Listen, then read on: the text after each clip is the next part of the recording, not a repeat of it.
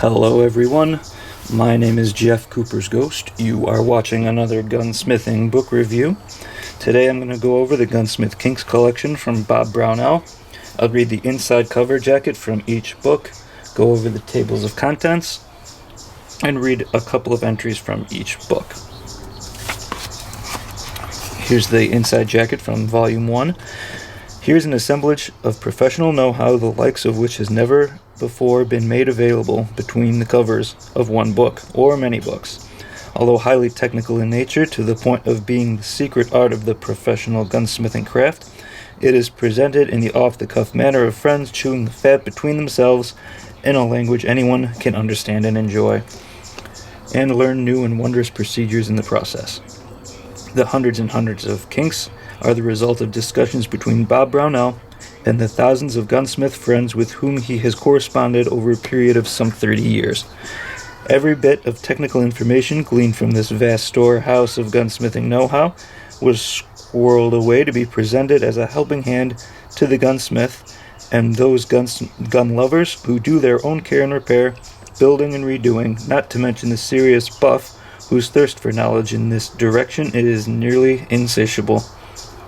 Anyone who owns a gun will find this book a delight, a revelation, and a lifelong friend. The 668 separate titles and their broad subject matter are completely cross-indexed by 1,268 entries, 317 drawings, photographs, and blueprints leave nothing to the imagination. Individual articles and kinks are in the unedited words of each writer, given the smell, feel, and atmosphere of the gun shop. Even the jokes he has enjoyed over the years are included to make this truly his book. And after you read it, your book as well. Bob Brownell started gunsmithing on a professional basis in 1939, and the ensuing years have been devoted exclusively to serving the gunsmithing trade. He was gun editor for the sporting goods dealer for over 12 years, gun editor for the shooting industry for 2 years.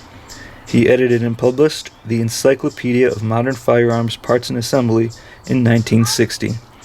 This vast volume has become the Bible of the practicing gunsmith. It is doubtful if any other man knows so many gunsmiths over the world, their problems and aspirations. All work on the actual book of Gunsmith Kinks was done by Bob's son, Frank Brownell, whose entire life to date, except for college and Navy stint, has been in the firearms trade. Detailed technical assistance was given to Frank by Wayne Fleming, Bob's right arm for 22 years of close association with the gunsmithing world. Treasure this book, it is completely unique. Let's take a look at the table of contents.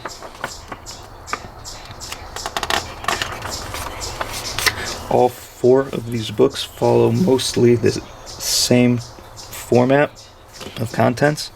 They start with the gun stock, actions and receivers, barrels and barrel work, scopes and sighting, metal polishing, bluing, both hot and cold methods, spring making, drilling and tapping, tips for specific guns, shop tools and techniques, business savvy, and some hunting and reloading tips before the index in the back of the book.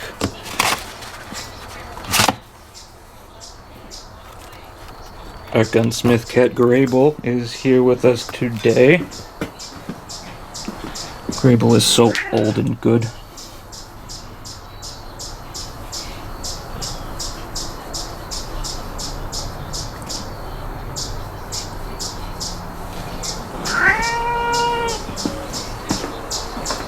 Okay, let's flip to a couple of random entries.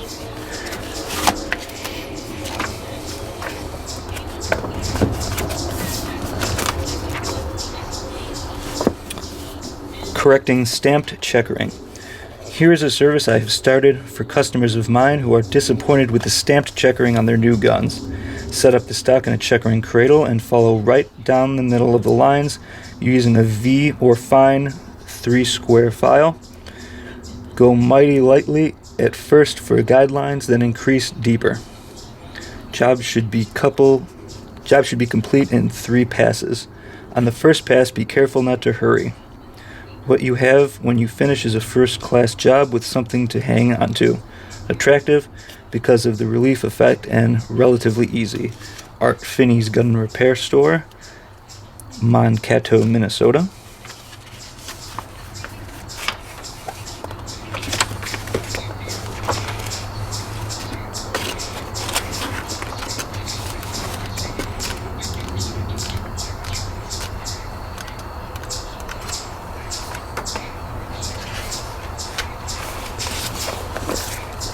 This one's from the polishing section.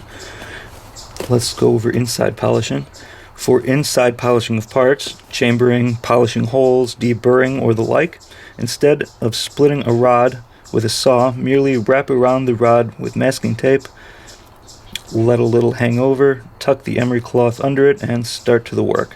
It will work on a rod as small as 1/16 of an inch or as big as you like. And if you wish to build up a larger drum, just keep on wrapping the masking tape on until desired size is reached. Note from Bob Brownell, amazing, isn't it, how exceptionally good ideas can be so simple, yet I've never heard of it before. Should work like a darn with grit cloth. L.A. Slim Spears, Hutchinson, Kansas.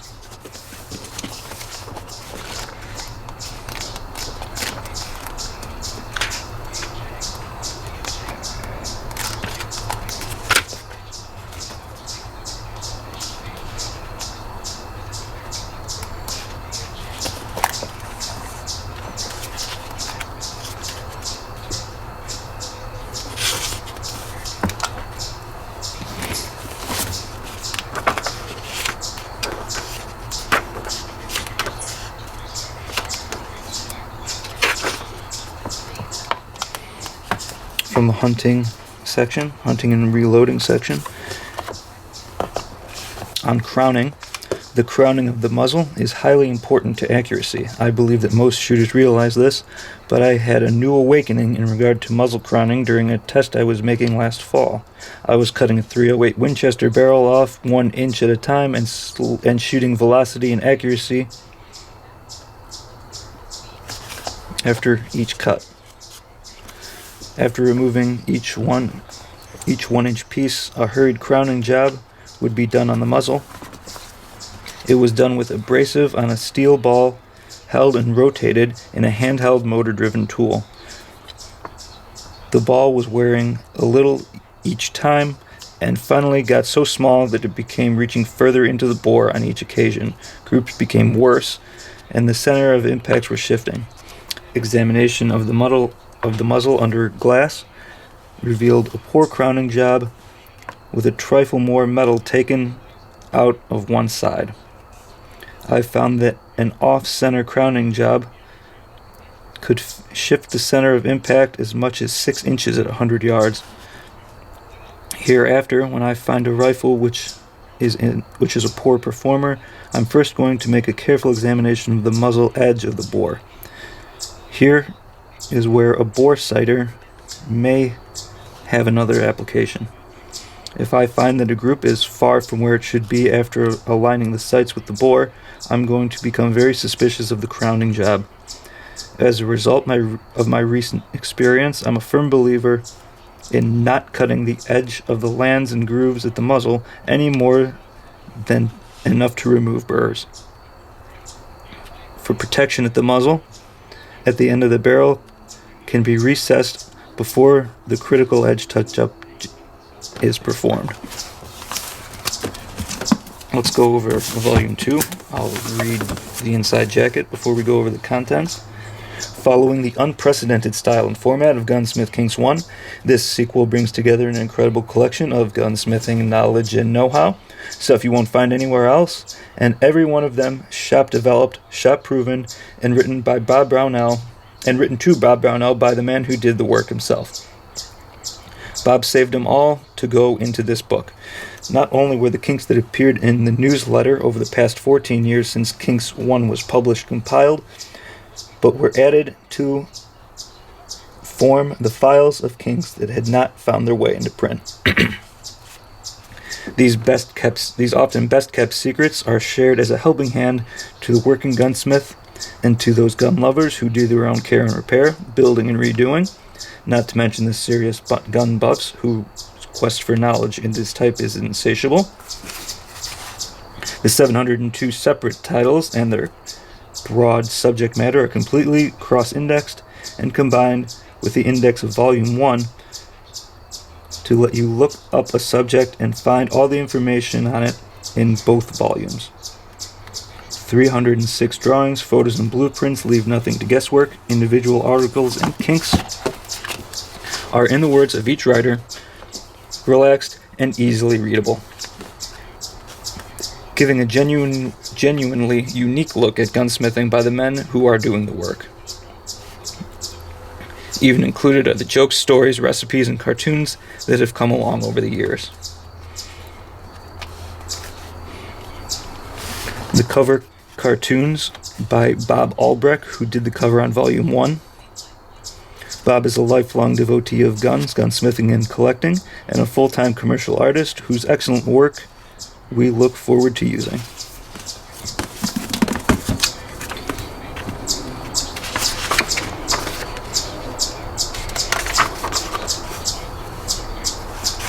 The table of contents is similar to the first volume. We've got the gun stock, receivers and barrels, scopes, sighting, metal polishing, bluing, browning, and plating, spring making and heat treatment, drilling and tapping, private label and cross-reference charts, tips on specific guns, handguns, rifles and shotguns, shop tools and techniques, business savvy, and more hunting and reloading before the index.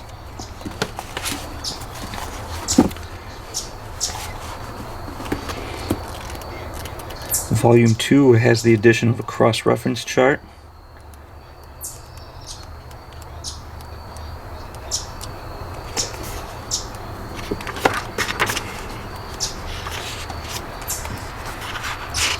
For example, we have makers such as the JCPenney and Sears Roebuck and Companies. For example, if you have a JCPenney model 2025, the manufacturer equivalent model would be a Marlin 80C, and down the line.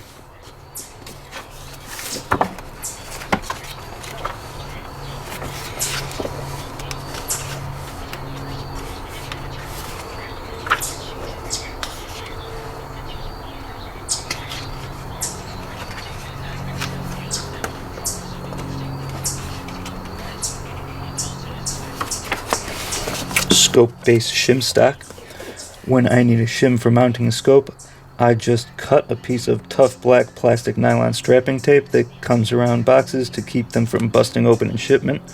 Cuts easily with shears, punch the holes where you need them with a leather punch, and it's even already black so it matches the blued receiver or barrel. Really works slick. Sometimes these kinks get so clever it's hard to believe that we've walked by a particular thing as many times as we all have and never thought of it. Bob B. from Dick Corbett in Las Vegas, Nevada. Here's an entry about stopping scope movement. We dust the inside of all scope rings with a small amount of your 600 grit carborundum flour with a Q-tip before screwing down the top half of the ring. Not even the 378s will move a scope that is under extensive fire, even when the cheap set of rings is used. Warren Gilroyd, Shelton in Washington. Let's take a look at the third volume. Reading from the inside jacket. Following the highly acclaimed Gunsmith Kinks and Gunsmith Kinks 2 is the latest book, Gunsmith Kinks 3, presents 778 brand new shop tips, cures to problems, drawings, parts suggestions, jigs and fixtures, jokes, stories, cartoons, pictures, and other amazing stuff that appeared in Brownell's newsletter during the 10 years since Gunsmith Kinks 2 was published. Also incorporated are some brand new unpublished kinks from the files to pack even more into these fascinating new book. Every kink is shop developed and written in the words of the men who did the work, with credit given to each contributor, acknowledging and thanking the guys who generously shared their often best kept shop secrets. Some highlights include 80 pages of instructions and suggestions on bluing, plating, parkerizing, over 400 new listings of the private label guns cross-referenced to their original manufacturing counterparts. Next, 85 pages and over 150 kinks of cures and fixes for specific guns, organized by type of gun and alphabetized. Then, 50 plus pages of clever, time-saving shop bench ideas. Finally, all Bob Brownell's sage comments and advice with which he traditionally began each newsletter. In addition, the indexes of Kinks and Kinks 2 are crossed-indexed into the index of Gunsmith Kinks 3. By looking up a subject in Kinks 3's index, all the information in all 3 books is immediately available. A tremendous bonus. No one individual, no matter how clever or successful, could possibly come up with all these extraordinarily helpful bits of wisdom. With the accumulated collection of knowledge in Gunsmith Kinks 3, the reader gets the best of the best, the cream of the crop, the newest, handiest, doggonedest storehouse of information yet, and all of it specifically selected to be useful, practical, and beneficial in gunsmithing or gun tinkering. Bob Brownell Bob Brownell began gunsmithing on a professional basis in 1939 and devoted his efforts full-time to serving the gunsmithing trade. He was gun editor for Sportsman's sporting goods dealer for over 12 years. This is the same entry as the previous 2. The editor, Bob's son, Frank Brownell, has been in the firearms trade his entire life, except for the time spent in college and in the Navy. Compilation and organization was done by Reed Cofield, a working gunsmith who has been with the firm since 1982 as head of their technical support group. The Dust Jacket cartoon is by Bob Albrecht, who also did the Dust Jacket for Kinks 1 and 2. Bob, now retired from full-time commercial art, is a lifelong collector, gunman, and fisherman. His quirky sense of humor makes for marvelous cartoons.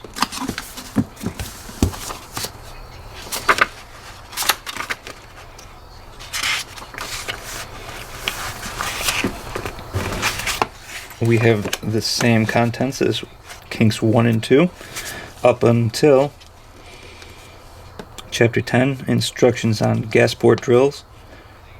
Chapter 11, we have Shop Tools and Techniques and Business Savvy before the index. Let's turn to a specific tip on guns.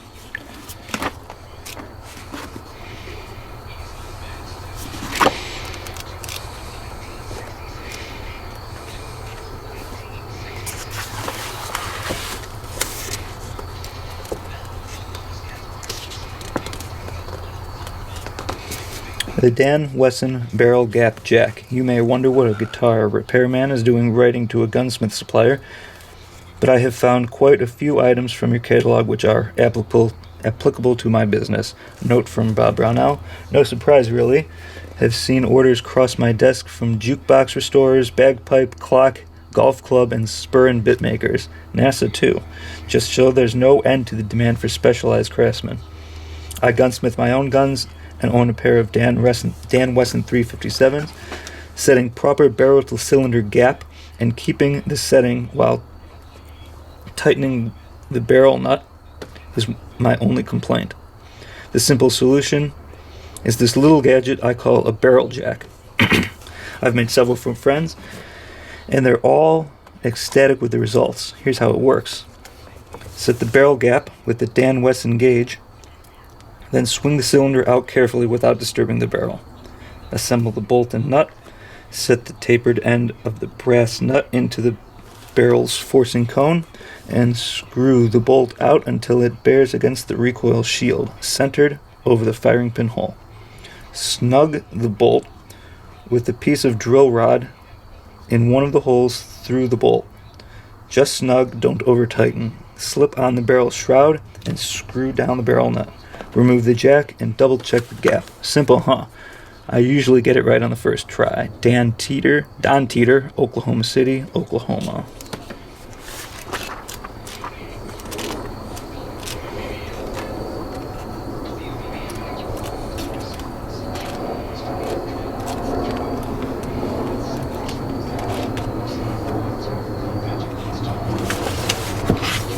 An impact stippling tool. This is from the stock section. Being too lazy to checker some bolt-action target rifles with our National Guard shooters, I was stippling them with my sledge and nail when my thoughts drifted to automation. There's an ungodly area to cover with all this foolishness. I decided that my air compressor and air impact hammer would sure do the trick. I rooted out an old rivet setter and ground the tip square. Using your number 00 20 line per inch checkering file, I marked off the top at 90-degree angles, then cutting every other line to get 10 line per inch. Using cutoff wheel and the Dremel tool, I ended up with a horrible looking stippling tool. Works as a steak tenderizer too. I set the air pressure to 30 to 35 at psi and attack the naked area. Sure makes the dust fly and takes about 10 minutes. The low air pressure lets the tool be controlled almost to the edge. John Miller, Marietta, Ohio. Well, let's look at volume number 4.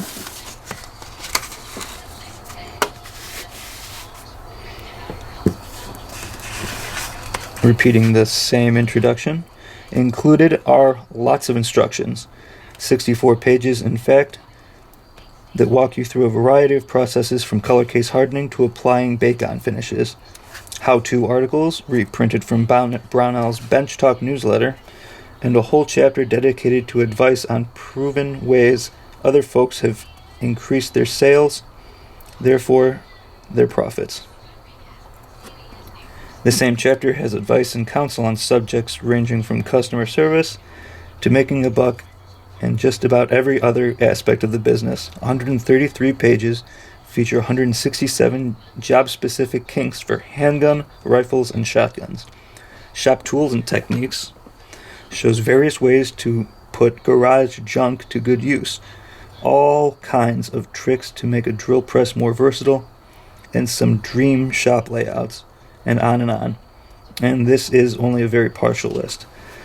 To make finding all this tremendous new information easy, for info is of no use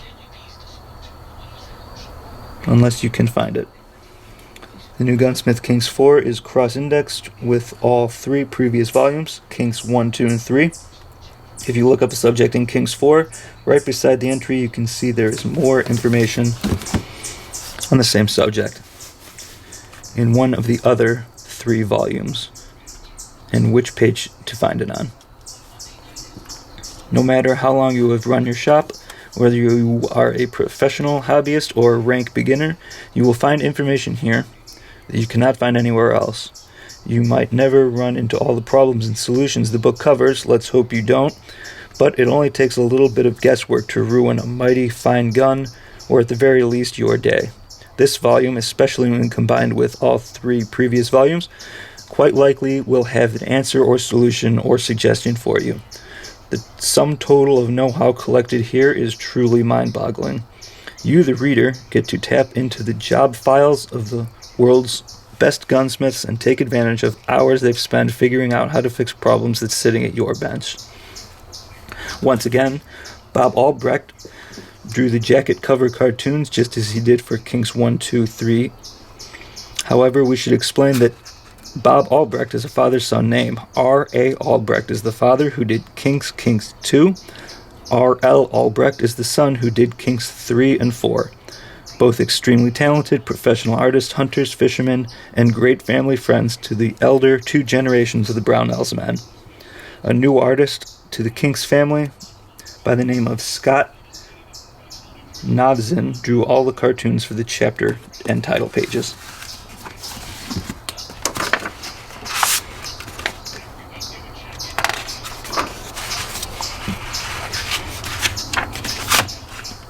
Table of contents is similar to the past 3 volumes.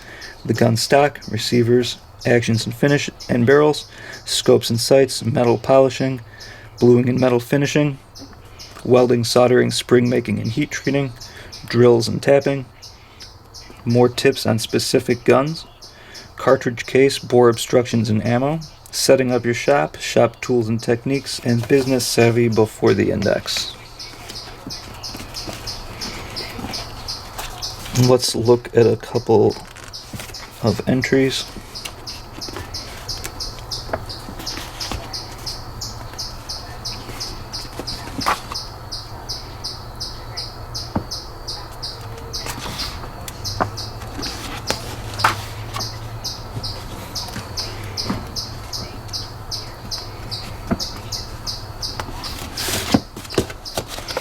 Altering an Enfield P14 model 1917 bolt face on the lathe.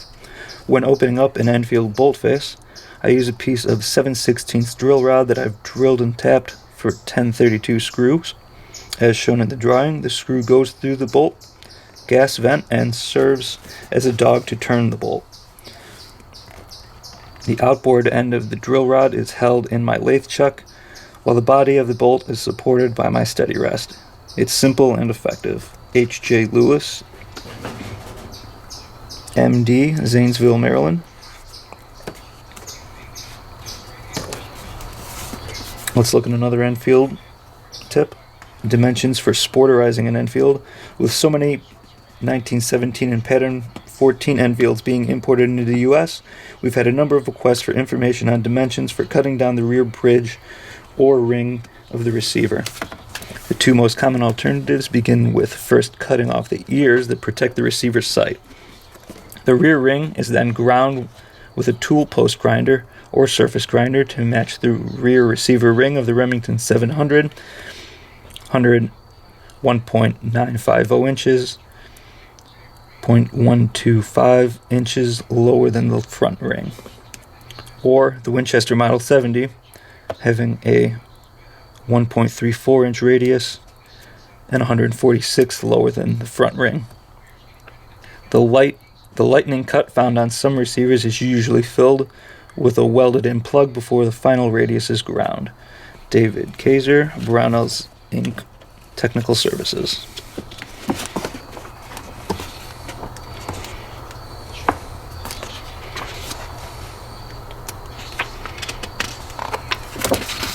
Here's another about stippling for the modern gunsmith. Actually, if you are a little old-fashioned, you will find some very useful information in this article. It's just that stippling on firearms has fallen into a certain degree of disuse, and many think that it is quite passé. These days, if you're looking to improve the gripping surface on a firearm, checkering is king. But before there was checkering, stippling was a very functional way to decorate and improve the surface texture of both wood and metal. Stippling consists of raising a random pattern on either wood or metal to roughen up the surface. The rough surface increases surface area and improves your ability to grasp and hold the firearm. A rough surface is less likely to slip from your grasp, and you are less likely to drop what you are holding. Also, like checkering, stippling allows you to exert increased leverage on the grip so you can hold the gun more securely. Increased leverage can translate to more consistent accuracy. I have seen photographs of 11th century farming implements, hand tools actually, that had very ornate stippling pattern applied to the handles where they would be gripped during use. I have no doubt that the very first handheld firearms were thought of as tools, and the idea of stippling the wood stock for an improved grip was just as important and functional on a firearm as it was a field rake or hoe. Stippling is easy to do. It requires a selection of lightweight hammers and correct punches. If you have the ability to grind and harden steel, you can make your own punches. Also, you will need a secure and damage-free method of holding the item you want to stipple, or as it's called, the workpiece.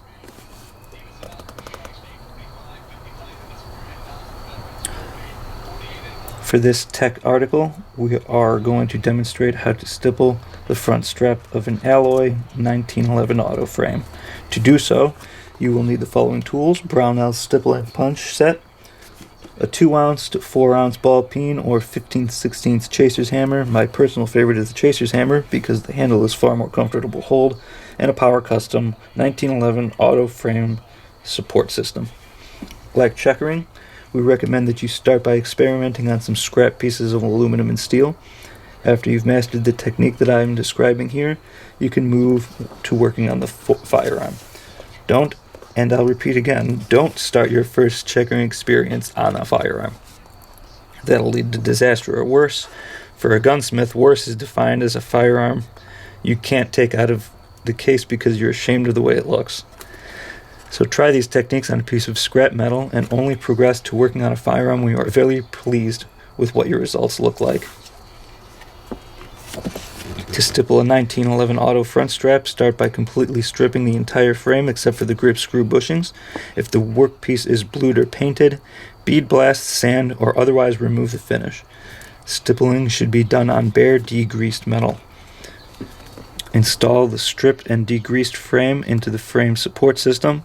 The frame support system includes an adjustable magazine well support. This prevents the frame from being crushed or clamped when clamped in a bench vise, and it gives a solid steel backing to the front strap. Be sure to install the magazine well support. It will prevent damage to the frame. The 2 steel plates of the support system also act as a guide or straight edge, so your pattern won't begin to wander as you reach the edge of the front strap. After you've properly installed the frame support system onto the frame, firmly clamp the vise to a well-mounted bench vise with the front strap facing forward. You are going to be striking the frame with the force of a light hammer, so the frame must not move as it is being struck. Position the frame so you have complete access to the front strap, and make sure you have good lighting as well. You will need to see exactly what you are doing. The stippling punches Brownell's Supply have 3 different point shapes and will each make a different looking mark. You can modify the size or shape of the point to create your own unique stippling pattern. You are limited only by your imagination because there is no right or wrong style of stippling. In the earlier pictures, we're showing 3 different styles of stippling that can be made with Brownell's stippling punches. A style that is very common on European firearms is an elongated mark made by grinding the stippling punch into an elongated elliptical point. When the marks are all aligned vertically, this shape of punch produces stippling that looks like very rough graining. For this exercise, I will be using the 80-degree punch.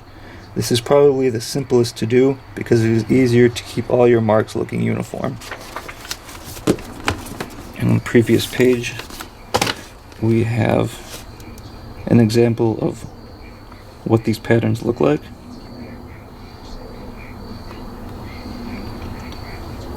So those are just a few entries in these books, you guys.